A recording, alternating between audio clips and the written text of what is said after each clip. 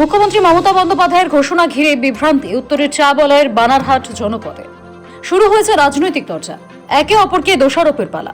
প্রসঙ্গত, গত 20শে মে 2025 মমতা ঘোষণা করেন জলপাইগুড়ি জেলার বানারহাটের শীতলা মন্দিরের অতিথি নিবাস নির্মাণের জন্য প্রায় 1 কোটি টাকা দেওয়া হয়েছে। বানারহাটের শীতলা মাতা মন্দিরের কথা বলেছিলেন উন্নয়নের জন্য, প্রায় 1 কোটি টাকা দেওয়া হয়েছে। কিন্তু বাস্তব চিত্র বলছে অন্য কথা। স্থানীয় মানুষ থেকে বিভিন্ন রাজনৈতিক দলের নেতাকর্মীরা বলছেন অতিথি নিবাস এই টাকার ঘোষণা 2023-এর 11 ডিসেম্বর করেছিলেন মুখ্যমন্ত্রী। উল্লেখ্য, জলপাইগুড়ি, আলিপুরদুয়ার এবং কোচবিহার জেলার প্রশাসনিক সভা করেছিলেন বানারহাটের তরুণ সংঘের মাঠে। প্রশাসনিক সভার মঞ্চ থেকেই মুখ্যমন্ত্রী শীতলা মন্দির কমিটির লিখিত আবেদনে সাড়া দেন। প্রকাশ্য জনসভায় মন্দির কমিটিকে অতিথিশালা নির্মাণের জন্য 1 কোটি টাকা দিয়ে দিতে বলেন। এখানে একটা শীতলা মন্দির আছে, আমি কালকে গিয়েছিলাম এবং শীতলা মন্দিরটা ঠিকই আছে, ভালো আছে।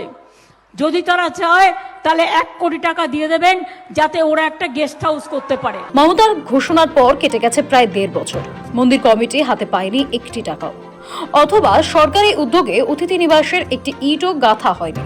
মন্দির কমিটি এখনো বলছেন অতিথিশালা হলে ভালো হয়, কিন্তু কবে হবে তা জানা নেই তাদের। কতটা কি হবে, হওয়ার তো কথা সবাই বলছে, এখন কি হবে সেটা পরের ব্যাপার। মানে আপনারা কি জানতে পারছেন? আমরা জানতে পারছি হবে। মন্দির কমিটির সদস্যদের মত, স্থানীয় মানুষেরা বিভ্রান্ত একই ঘোষণা বারবার হওয়ার জন্য। তাদের মনে প্রশ্ন জেগেছে, শুধু ঘোষণাই কি সার?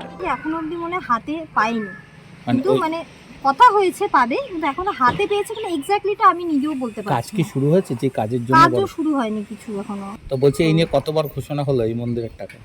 এটা নিয়ে তো মনে 2-3 বার হয়ে গেল।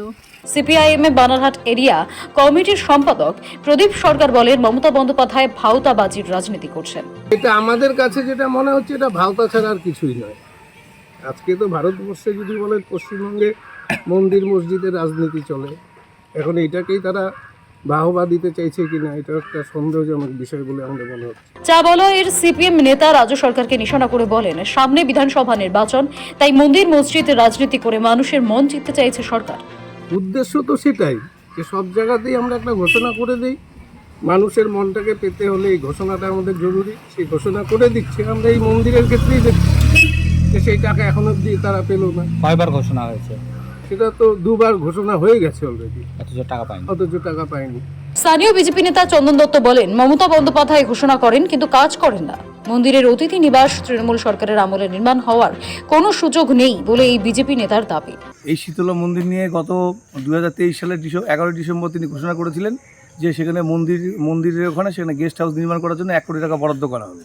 আবার গতকালকেও তিনি আবার ঘোষণা করছেন যে সেই কাজের জন্য 1 কোটি টাকা স্যাংশন করা হলো। তো একই কাজের জন্য উনি বারবার বলছেন, একবার 2023 সালে একই কথা বলছেন, আবার 25 সালে একই কথা বলছেন।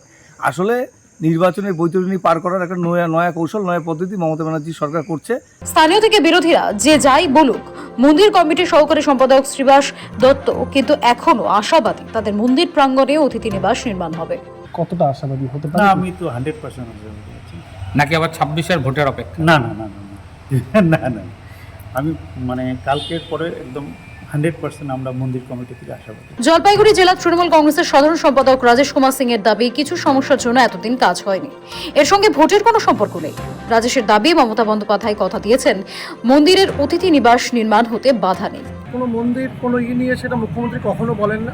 আমি আগেই বলেছি যে মাননীয় মুখ্যমন্ত্রী যা যা বলেছে অক্ষরে অক্ষরে মিলিয়ে নেবেন, ভোটের সাথে কোনো সম্পর্ক নেই।